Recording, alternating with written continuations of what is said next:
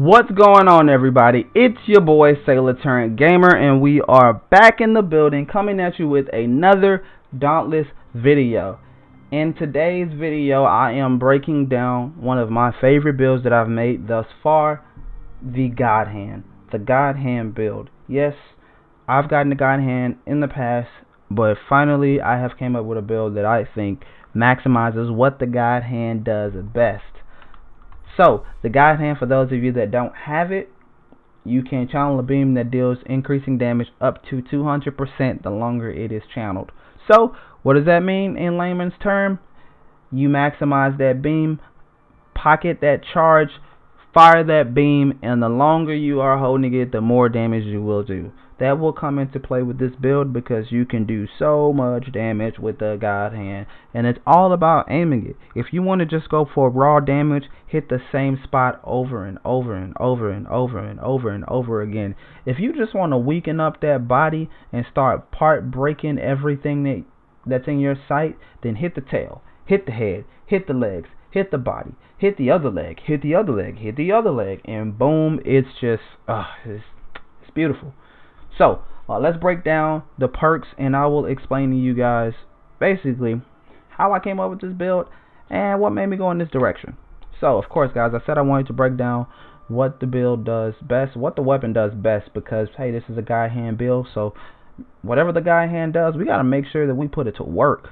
So, first, I decided to go with a +6 conditioning. That was pretty straightforward to me because this is a melee focused weapon, and me personally, I feel like anytime I use a melee focused weapon, I gotta try to get some conditioning in there, because the last thing I want to do is to run out of stamina and be moving like a slug on a rug. It kind of sucks. Not for me. Godhand, right? We're shooting the God beam consistently at a target, so I wanted to go with that +6 cunning to be able to get an additional critical strike chance every time that beam hits that target, which is awesome. The goal is to shoot the beam as often as we possibly can, so I need weapon charge rate. If I can get that weapon charge rate to go up, I can pocket my beam and I can shoot that beam. For those of you that don't know, unlike the other war pikes in the game, you only get to pocket one. So something that I like to do is you pocket that one, you go in and you still hit the target until you can get your channel up to maybe 75-80%, maybe even full, and then you back out.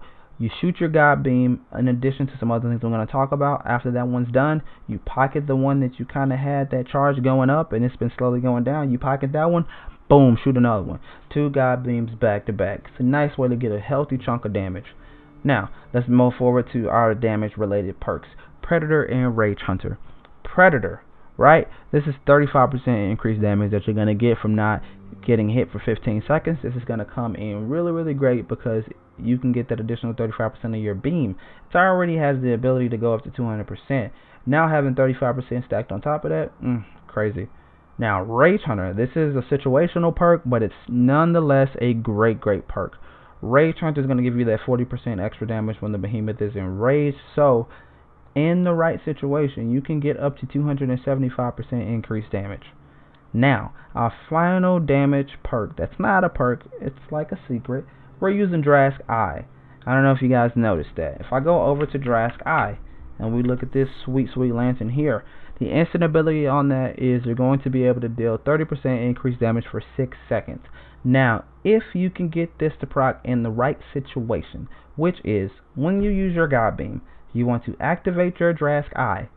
So that will mean you will have a beam that's channeling up to 200% depending on your charge. That's 200%.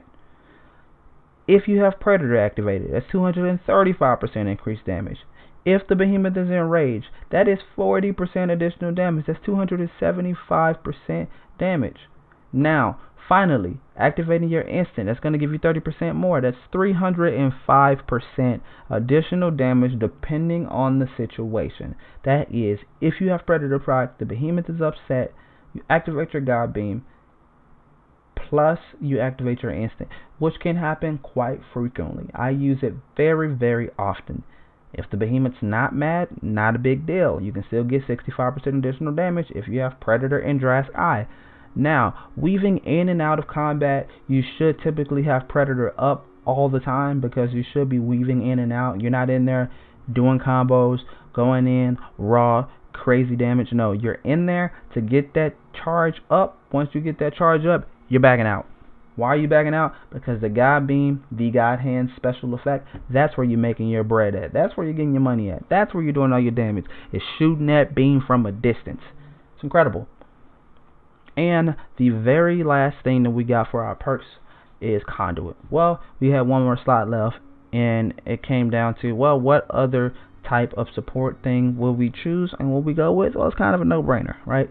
Instead of going with Etheric Attunement, which is one of my favorite perks in the game, we decided to go with Conduit. Why Conduit? Well, because we're going to be pretty much using our Drask Eye very, very often because we're going to be using our instant. So, if we're paying attention to that, hey, use your hold ability when you have it. I always say that. In shooting the GodBEAM, it's constantly hitting that target, meaning you're constantly charging up your Latern, so you're always going to have your hold ability. You just need to use it. And every time you use it, your teammates are going to get an additional 10% attack speed, which is pretty amazing in itself. So not only do you have moves to increase the chances you can use your God Hand, you're going to be able to not run out of stamina with the combination of the conditioning, and I didn't even show you guys, but lightweight shaft. Combination of lightweight shaft and conditioning, you're never going to run out of stamina. Lightweight shaft is going to give you that opening critical strike, which is going to help when it comes to building that combo up to get your energized weapon charge rate up. And it's going to, more importantly for me, allow you to not run out of stamina combined with that conditioning, which is pretty great. Cunning is great because this beam is going to hit the target multiple times, so there's multiple times that you can actually get critical numbers to proc. Oh, it's great. Predator, Rage Hunter as your damage perks, and using Conduit as your support. Also, you have that very, very sneaky Latern I was just talking about that's going to help for support. The very last thing that I wanted to talk about is Cold Shot's Bloom. Cold Shot's Bloom is a secondary Latern that you can use with this build because of its instant. Being able to get 10% of your damage dealt that will heal you is pretty great, because the goal of this build is to consistently fire your GodBEAM. As you are consistently firing your GodBEAM, if you choose to use Cold Shot's Bloom, you can get large chunks of your health back. Don't believe me? Check it out.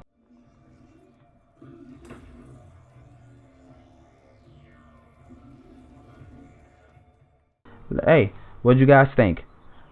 I think that it's pretty cool. So this is something that I suggest for players that are new to the Warpike, new to using the God Hand, or you are just new to a behemoth and you're trying to get your wits about yourself, because some of the behemoths are kind of iffy, and that's just the nature of the beast. But using this is a great way to get a huge chunk of your health back. I highly suggest, though, if you go with Cold Shot's Bloom, once you get to a point where you are a lot more comfortable with going in with damage, switch over to Drask Eye, and it will do you wonders. So, the very last thing that I want to talk about before we get into the gameplay is that we're going up against a Ragetail Gnasher. It's a heroic. And hey, I wanted to come and show you guys an example in this video, not of a behemoth that this works extremely well against, like Skarn or Chirag, and there's so many behemoths that this works well against. It basically works well against all of them. But when it comes down to something like Ragetail Gnasher, or one of the other faster behemoths, it's not always easy for you to get in there and get those combos. Ragetail is one of those guys that slams his tail down, and that little earthquake thing comes up, and he dashes around a lot, so it can be kind of iffy at times. So, hey, I wanted to be real with the gameplay. I wanted to be authentic, and I wanted to show you guys a scenario that can happen if you're consistently using this build. We get through it, no problem. But, hey, I wanted to let you guys know that we are being authentic over here, and that this is the nature of the beast when it happens. But the pleasure of being able to utilize this weapon in the best way that it can be is what's so fun about it. I'm going to say this once, and I'm going to be saying it forever. There are so many ways to play Dauntless. And so if you're checking this build out, we got tons of other builds on the channel, because there are so many ways to play. The most important thing when you're playing is, are you having fun? Because if you're not having fun, then what's the real point of playing? So, if you guys enjoy the video, please be sure to give it a like and a share, and join the fleet by hitting that sub button. It's very easy to do. Just go down to that sub button, click away, and you'll be a part of this amazing fleet. I'm going to be saying it again towards the end for those of you that made it. And until then, this sailor be out in the open ocean. I'll catch you guys in the next video. Peace. Alright guys, so let's break this down. I like to go in, lead in with my charge to get that crit, and then finish it off with this multi-combo. If I can get it, that usually will give you your charge immediately, and if not, I go in with these quick ones. They're good. After you pocket it, all you want to do is get back to a safe distance, proc that GodBEAM, activate your instant, and then watch the numbers just show up. You always want to use your hold ability while you have it, so that way you can go back to building it up. Again, I like to go in with that. You got to be careful and not get overzealous like I just did, because getting overzealous, depending on who the behemoth is, will punish you. But it's great. Whenever I run out, I like to run back in.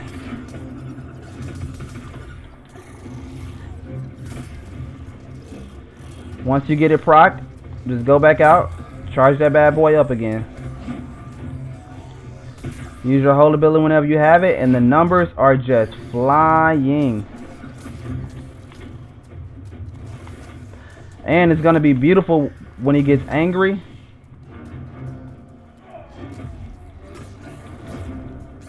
Wow.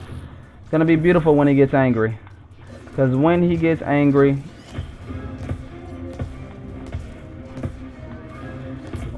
there you go. See, now he's mad. And this is where the numbers really count, because this is where you get the chance to do more damage with your beam. Now it's risky. Of course, it's always risky whenever the behemoth's mad. But if you can get that charge, to proc. We don't even have a full charge, so keep that in mind. You procced it. Numbers are flying. We're doing up to 300% extra damage because of everything we have. Now, there are two ways to actually attack with the behemoth. Just a nice little war pike tutorial. You can go in with this attack, and that will give you more wound damage, or you can go in with your heavies, which will give you more sever damage. Doing this sever damage is actually great because it charges up your lantern even more, which is what we need. So I like to go in with the sever damage and try to beam him. Look at that. Beam was doing work. Go. It's so iffy depending on the behemoth you go up against. It's alright. We go down. Not a problem. Really? That's so lame. Look at him charging. That's why you got to be careful. You go in with your heavies to get that up. A couple combos and you should be fine. A nice little trick is that you can use your... Oh man, I got hit. A nice little trick is that if you're aiming your GodBEAM, you can actually use the the camera angle thing to actually focus back on the target. So it's kind of cool that way. I don't know if that's what's intended, but you definitely can use it as a way to get back in it. See if we can hit him before he disappears. Look at that. He disappeared. Spin.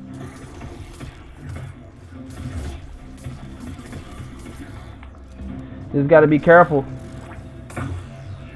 Get in where you fit in and just hit them numbers. Look at that. All the gray, those are hard numbers. Those are very, very hard numbers. And there's your boy.